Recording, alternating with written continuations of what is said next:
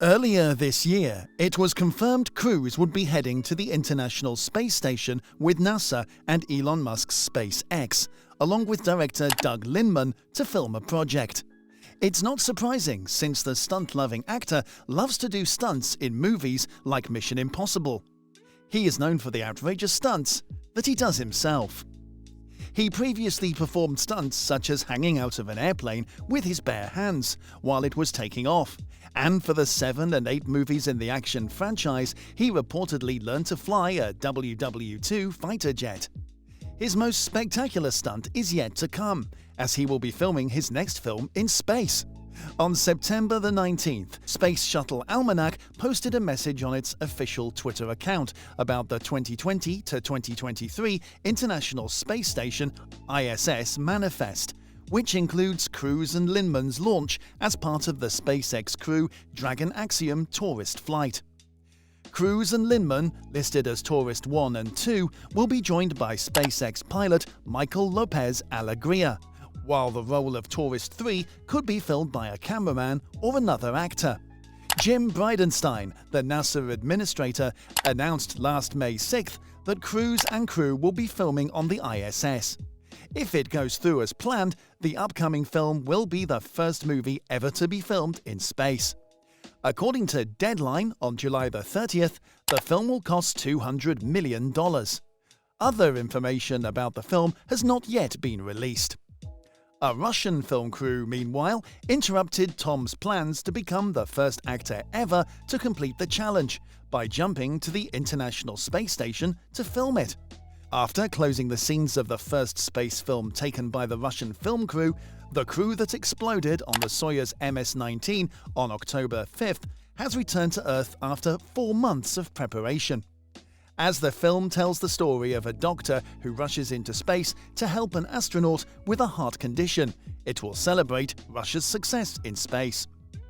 A character will be played by Oleg Novitsky, an experienced Russian cosmonaut. With a heart condition, he will captain Soyuz's spacecraft and return the actor and director to Earth when the actor has finished acting. NASA described the project as expanding commercial space opportunities by incorporating filmmaking. It will be the first film shot in space when it premieres on Russia's Channel 1. A crew of 6 from the Japan Aerospace Exploration Agency, European Space Agency, NASA and ROSCOSMOS, and 3 cosmonauts from ROSCOSMOS have spent 12 days on board the space station. Director Shipenko, as well as screen and stage actors Peresild, underwent rigorous training ahead of the journey, including centrifuge and vibration stand tests, training flights and parachute training, all of which Channel 1 covered. A video press conference was held by the director, who said, "We learned many of the same things the cosmonauts studied over many years in an accelerated course." The director added, "We tried to master them in 4 months. Of course, this is very fast. We had a lot of theory, practice, endurance, sports, everything imaginable. It seems to me this is a rather feasible task. Naturally not to become a cosmonaut at the level of Anton and other professionals, but to prepare as a participant of a spaceflight." According to Yulia Period, training for the trip has been hard, but once they reach their goal, all that will seem easy and we will remember it fondly. In a disagreement over the project, Roscosmos, the head of the space agency, once fired the director of crewed missions. According to Rogozin, he wrote the script himself to better reflect the realities of space travel. "We describe some of the real emergencies that may occur there," he said. SERGEY KRIEGELEV, veteran cosmonaut, managed to land the job again a few days later amid widespread outrage over his dismissal. "Space deserves to be displayed in a more professional and artful manner," added Rogosa. In November last year, a thruster malfunction led to an abrupt tilt of the International Space Station, disrupting filming at the ISS. A phenomenon that was not in the script and was linked to spontaneous thruster firings. After the end of the test window, the thruster firing unexpectedly continued, resulting in a loss of attitude control for the International Space Station at 5:13 to NASA. After the incident, officials issued a fairly brief statement.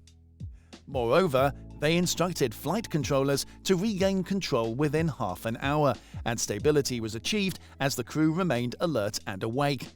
Based on Novitsky's conversations with Russian flight director Mr. Vladimir Soloviev, we observed a tilt of around 57 degrees from its normal orientation. This was the second incident of its kind in less than 3 months, which called for enhanced analysis. The crew of the film had to deal with technological glitches on more than one occasion. The SOYUZ's automatic docking system failed on October the 5th, so the commander had to manually maneuver the carrying period, and Shipenko and cosmonaut Oleg Novitsky landed via parachute more than an hour later during lunchtime in Kazakhstan. Although the disruption on Friday did not delay their departure, it did result in the loss of control of areas for just about half an hour, and you might wonder what is prompting space agencies to work with celebrities. The math is clear and straightforward. People have suddenly become fascinated by space. Access to technology and information is booming, and an increasing emphasis is being placed on stem cells. Elon Musk and Jeff Bezos are heroes to today's generation of tech corporation owners, and going into space feels like a near reality for the average person. In popular culture, it all culminated in some noteworthy examples of tech, science and space, like hit shows and chart-topping songs, which further cemented society's new space obsession. The experience of one NASA social media expert, Emily Ferraro, has been documented online. She monitors conversations about space heavily, and she has seen the conversation about NASA and space in general grow tremendously. Over the last 4 years since I joined NASA, I have seen an increase in people talking about space using pop culture instead of the scientific method. Our newfound interest in the stars is also fueled by the growing presence of technology, science, and space on television. As the decade progressed, Hollywood released Interstellar, Gravity, Avengers, The Martian, Hidden Figures, and new Star Wars, Star Trek, and The Avengers. 2 of the most widely watched movies of the decade featured space plotlines and geeks as the starring characters. In addition to celebrities and billionaires play a vital role, such as Richard Branson, founder of Virgin Galactic, who has been planning a trip to Mars for years. Other celebrities also bought tickets for $250,000 from him. Jeff Bezos is also talking about building Earth-like habitats in space to support a society in space. Musk announced plans to send humans to the Moon by 2023 and to Mars by 2024. But our renewed fascination with space is based on more fundamental reasons. Space pop culture is experiencing a significant explosion among young people online, as it does with most trends involving NASA and celebrities. We are standing at the zenith of a new technological revolution, as comments from young fans enthusiastically discuss space. With technologies showing up on the horizon like artificial intelligence and the Internet of Things, we are at the zenith of a new technological revolution.